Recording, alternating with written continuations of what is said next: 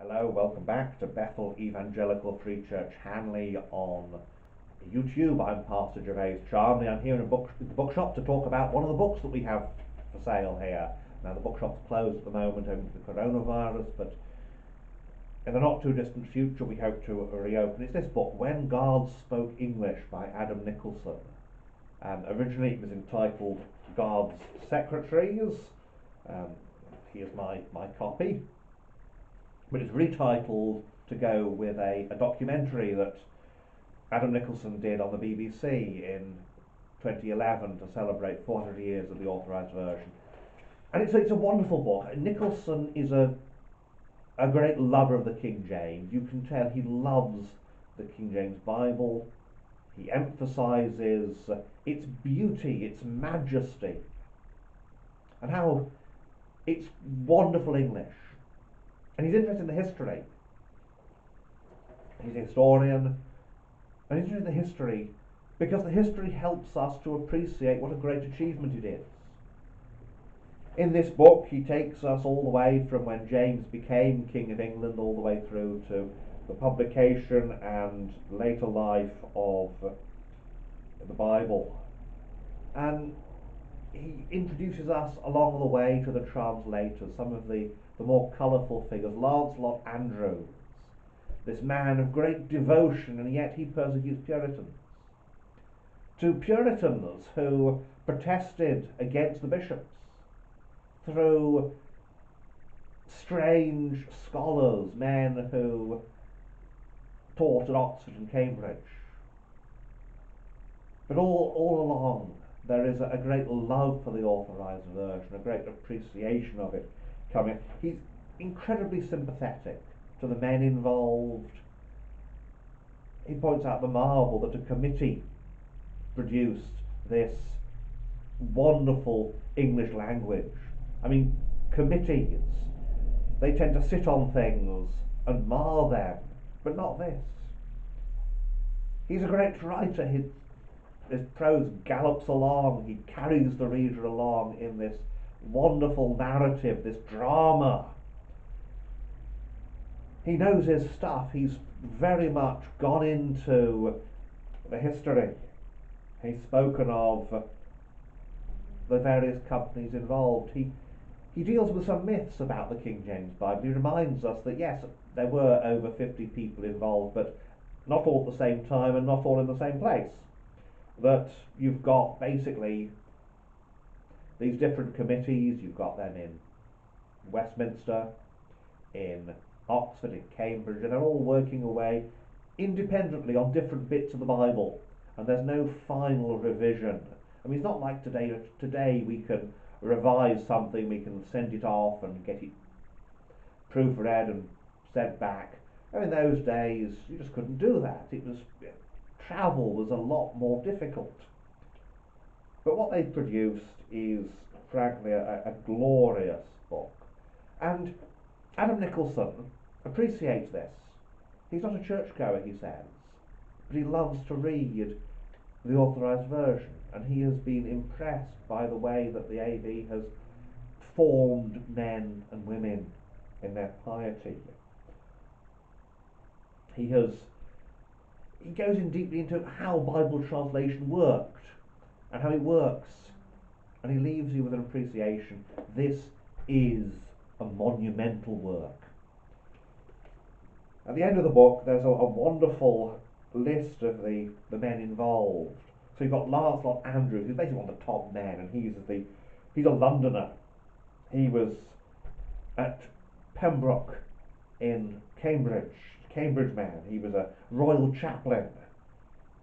He was a dean in Westminster, and he advanced to be Bishop of Winchester. John Overall. Now, Overall interests me particularly. He's a man who was Bishop of Lichfield and Bishop of Norwich. I'm from Norwich originally. Stoke-on-Trent's in the Diocese of Lichfield, so he kind of feels a bit local to me. And Overall again is a professor of divinity at Cambridge, Dean of St Paul's, friend of Andrews. He didn't get on at all well with Archbishop Abbott. Archbishop Abbott is the staunch Calvinistic archbishop, but also very, very personally devout. Abbott at one point, he's told by his doctor, look, you need to stop spending so much time indoors with your books, go out to get some fresh air, go hunting. And so, being a good man, Abbott went out hunting, and on one of his hunts he managed to accidentally shoot a gamekeeper. Everyone agreed the gamekeeper was a twit. The gamekeeper had wandered into an area where he knew there would be crossbow bolts flying around, and this gamekeeper had put himself in danger, and he got shot and killed.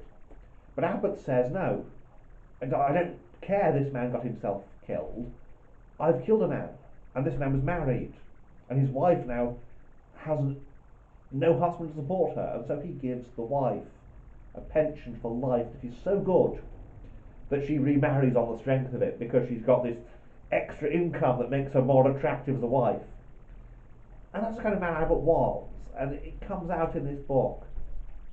Some of them had serious home life issues. Bishop Overall is spoken of in this book again. Overall's wife was a noted beauty, and sadly not at all faithful to him, that she ran around with other men. Dutch Thompson, another of the translators, Richard Thompson, he was born in Holland, and he became an alcoholic and had great difficulty with this addiction to alcohol. And the humanity of these men comes over, the humanity of the Puritans in their love for men and women, the humanity of the Anglicans, the weaknesses, the strengths. And none of this is said in a way to undermine the authorised version, but rather to point out the rather wonderful fact that the Word of God has come to us through these weak men. I mean, you think about the men who wrote the Bible in the first place. You've got men like King David, who fell into serious sin. They all the biblical writers struggled with sin. And the same is true of the translators. They're no more plaster saints than the men they were translating. You've got someone like Lawrence Chatterton. Lawrence Chatterton's a hero. He's a Puritan. He comes from a Roman Catholic family. He becomes a Protestant, and his father basically says, right, I'm writing you out of the will. He suffers because he becomes this Puritan preacher. And he's the first master of Emmanuel College, the great Puritan college in Cambridge. There are bishops. There are scholars, there are chaplains. They're all scholars pretty much. And you marvel at some of them. You wonder at the way that these men persevered in the work. And they didn't actually get paid for it. I mean, okay, they were told that the next living in the church, the next high position in the church that becomes available, you'll be a candidate. But not all of them actually ended up in high position. They did it. First of all, because the king said, I want you to do it, and secondly, because it was a labour of love for most of them. You've got men like Samuel Ward of Cambridge. You've got Sir Henry Savile, who's the only layman in the entire group, and he's a Greek tutor to Queen Elizabeth. He's a Greek scholar, a magazine of learning, they called him. He's professor. He found his Savile professorships of geometry and astronomy at Cambridge. He was interested in all manner of things. And this book really brings to life the King James, the history of it, and reminds us it wasn't let down from heaven, but it was created providentially. So, when God spoke English, the making of the King James Bible by Adam Nicolson, read it, enjoy it. He'll help you to appreciate even more the King James Bible. Well, thank you for watching. May God bless you and help you in your reading. For Christ's sake.